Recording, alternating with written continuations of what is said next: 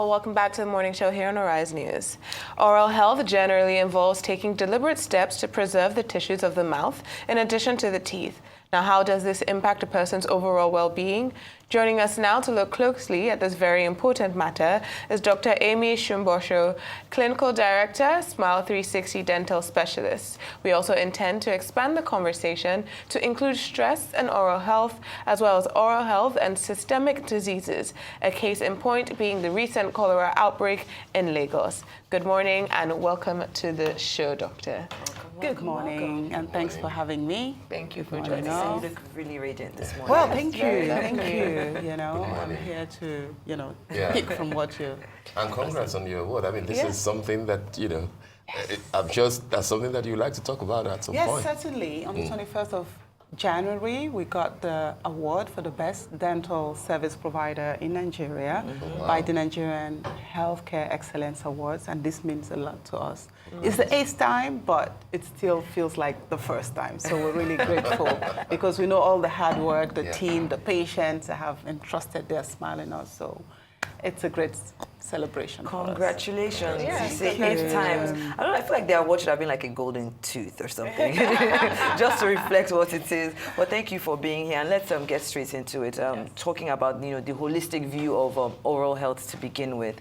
Can you explain how it is interconnected with the overall well-being of a human being? Because a lot of times people focus mostly on when they fall sick, as opposed to the other little things like oral health that actually contributes to 100% wellness. 100%. Thank you very much for, first and foremost, having this platform where we can share and improve people's health in general, and of course their well-being. So oral health, I like to speak about the fact that it all begins with a smile, right? This is the first entrance into our body. But first and foremost, we talk about oral health, but with the smile, we have the opportunity to connect with people, because what the World Health Organization says is that being healthy is not just about an absence of disease, but our well-being. And let's not forget that our mental well-being is also part of it, okay? And also I'm speaking about the smile. Now, of course, we're going to talk about the intricacy between oral health and this body, that is so complex, and how it affects, our hearts, our lungs, our kidneys, and even our mental state. So this is so much that I have to share with you today. Well, they're all interconnected 100%. in terms of, talk to us about it. I mean, if you're, people just think that maybe you do not need to visit like a dentist or an orthodontist until there's an issue. Correct. But here you are saying that, everything is interconnected to your lungs, I'm interested in that aspect. Yes. How does it work, really? Like 2 ways, all right? There are 2 ways to this. Of course, if you don't take care of your oral health, you know that we have millions of bacteria in the mouth, okay? So these bacteria, of course, will affect your gums, all right? This is what a healthy gum should look like, pink. But when it starts being reddish or your gum receding, it means that the bacteria is going beyond the tooth. And when we look at the tooth, we could see that there is, we have nerves, and the bacteria that goes through the tooth will go into your bloodstream. So from that point, that can go into your heart, right? And it could actually affect some of this cardiovascular condition. It could go and get fixated on your lungs, and it could also affect some of the breathing issues that we have. It could go on your kidneys, right? It could also affect even pregnancy.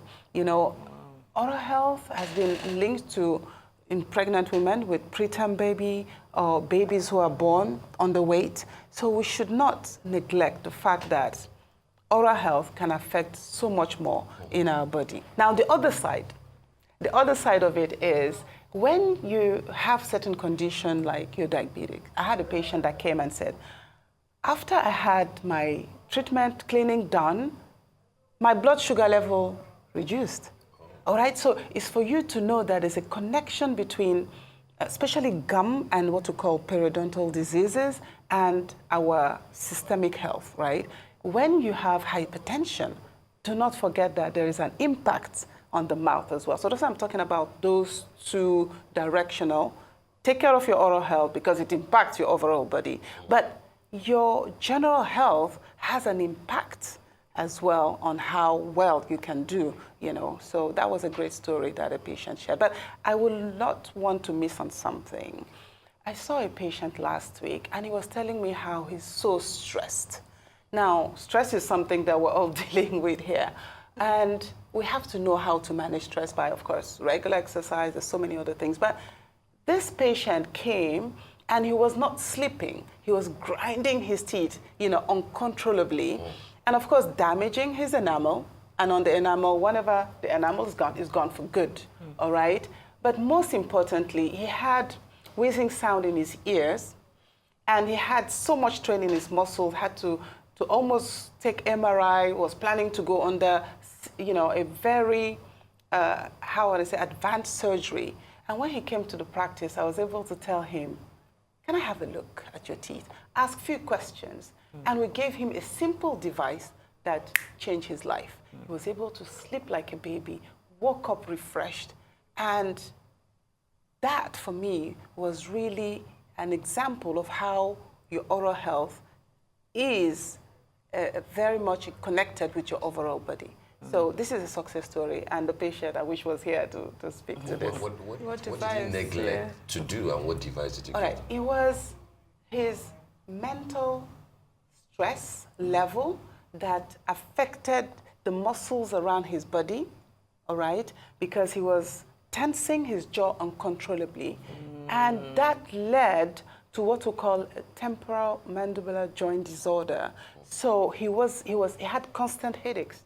So if you have constant headaches, before going to, you know, having additional investigation, check your dentist. He was also not able to sleep. He had sleep apnea, where he was sleeping and gasping for breath, you know, all that because of the position of his jaw. So I'm an orthodontist, so I could speak to that. And because of the position of his jaw. So all that, as a dentist, as an orthodontist, we're able to pick, you know, and with devices that are non-invasive, we're able to save a life. And that was the story of this patient. All right, then I would like to, Amadisa, if you have a question. You can go ahead, yes. Yeah, so I was actually, this is something that I came across about 3 days ago. I had no idea I was going to be sitting across from a dentist. So I would like to find out, because the usual system that I've been told, especially, is obviously you have to brush your teeth twice a day, and then use mouthwash to gargle to get rid of all of the plaque and all of that. However, I was reading an article by the Dental Tribune in the United States that actually says that a new study suggests that the antiseptic substance found in mouthwash called chlorhexidine is actually linked to raising systolic blood pressure. I read that too. So, you saw that article as well. So I wanted to find out from you, is that something, because I use mouthwash a lot, like probably more than twice a day, and I want to obviously make sure that's not something that affects me in the future. High blood pressure, are they related? Well, they are related. Thanks for bringing that up. But like anything, if you use something that is not prescribed for your condition, then you might be aggravating a situation. It is something that we still use, and it's still very valid because it's able to really stabilize the flora in the mouth, but it shouldn't be something that you use every day, every time, for everything, you know. So it will be prescribed by your doctor, your dentist for certain situation. But when it comes to oral hygiene, I will say the first thing is brushing with the ideal toothbrush, the toothpaste, the ideal technique, and the mouthwash should be the one that has least alcohol, and, you know, unless it's a prescription. You know, my favorite is always the warm water, warm salted water that just takes care of, you know, keeping that balance in the mouth. To gargle. Yes, to gargle. I've also heard about putting cloves in water and overnight. I don't know.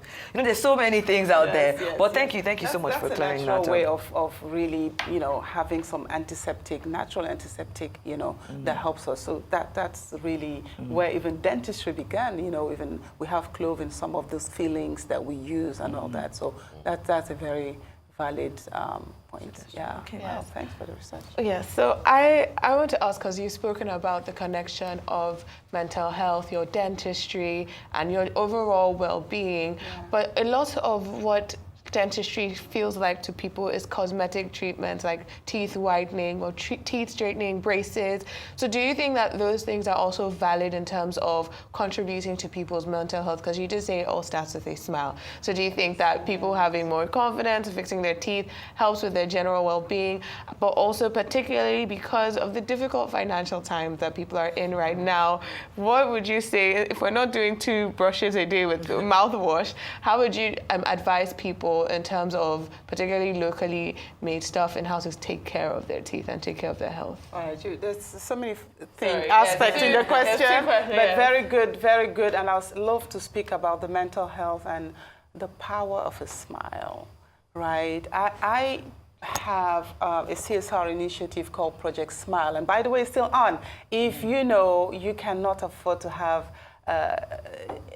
an expensive, I would say, dental treatment, and your smile has been holding you back all these years. Project Smile is out there for young adults who have been stigmatized all their lives due to the flaw of their dentition, where we're actually giving complimentary treatment. So please check Project Smile and then get your entry. So that is not for most of the patient I'm talking about.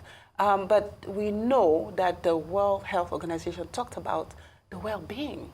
And for you to be healthy, you need to feel good, right? And we know in these days, I'm on TV, people are on Instagram, they want to feel good. Sometimes even more important than what they're eating for the day. So it's important that your self-esteem, is in check. And what is one thing that we see, when we look at someone? It's a smile. So if you are not able to smile, or you're covering your mouth every time you have to smile, now the impact goes beyond that. In your brain, you're not able to socialize. You won't get the job you deserve. You won't, get the person you want to marry. Certainly the job, at your job interview, and a patient came in from Project Smile and said, the job interview, somebody asked him, what happened? Did you fight with a witch or something? At the job interview, just because of the smile and his credentials were there. So please don't underestimate the power of your smile at every level, Now, of course, the other aspect of your question has to do with the fact how people can take care of themselves and their teeth, particularly in restricted financial times. Good. Yes. All right, so restricted financial times, but we know that there are various levels in terms of taking care of your, and I love to talk about prevention. If you take it early, it won't cost you more. But if you allow things to deteriorate, there's more pain, there's more money, right? There's more work for the dentist, and we don't like to come in at that stage, okay? So just prevention will be the zero investment. That's what I'll talk about. And of course, there are private sectors, but there are also government hospitals that are doing amazing things that can also take care of it. But the most important, visit your dentist regularly, because there are other things that we can pick. We've not had time to talk about oral cancer, but that's some of the things that we're able to pick when you come to a dental office. So it's not just about washing my teeth. No, we can pick things that could save a life.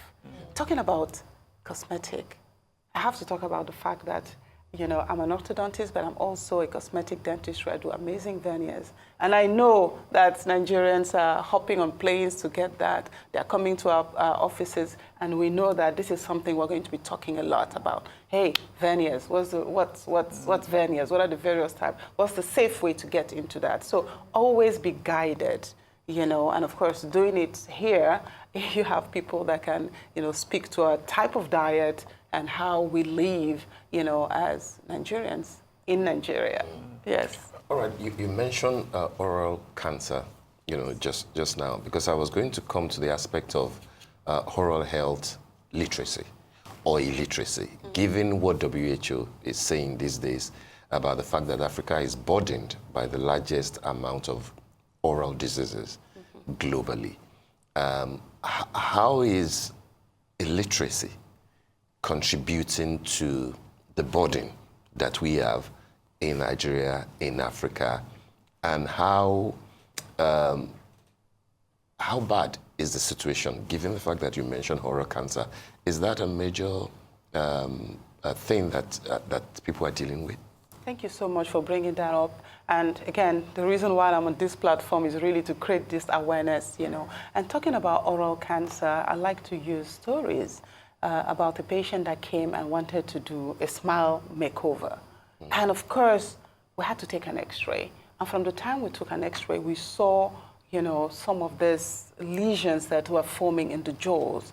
And I was able to tell the person, look, there's much more that we need to do here than transforming your smile. So first and foremost is visiting the dentist that will help to detect things at the, you know, the early stages, you know. And talking about, you know, being aware, it has to do with what you can pick on your own, you know, but that's very limited because in the mouth, when we talk about oral health, there's a limit to what you can see with your bare eyes. Even the dentist has to take advanced diagnosis tools, just like x-rays, to be able to see more, all right? So I have to come back to the fact that visiting the dentist is really what will save a life, you know. But we all have to be aware about what is going on out there. But with oral cancer, that is about among the 7th most prevalent cancers in our body, you know, it's so good to know that we can stop that at an early stage, and it's something that, you know,